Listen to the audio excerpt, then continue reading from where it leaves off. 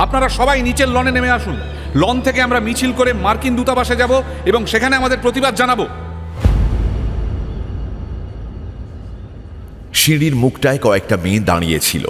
অনিমেষ ওদের দিকে একটুও লক্ষ্য না করে এদের নিষ্পৃহতার কথা ভাবতে ভাবতে হাঁটছিল। এমন সময় একটি মেয়েলি গলা কানে এলো। শুনুন। অনিমেষ দেখল মেয়েদের মধ্যে একজন তার সামনে এগিয়ে আসছে। বুকের ভেতর দ্রিমি দ্রিমি শুরু হয়ে গেল। সেই যে চোখ এতদিন ক্লাসের ছেলেদের মাথার ফাঁকে একটা সরল রেখায় তাকে ছুঁয়ে থাকত, তা এখন সামনাসামনি। অনিমেষ আবিষ্কার করল ওর গলা শুকিয়ে কাঠ এবং নিঃশ্বাস ভারী হয়ে এসেছে।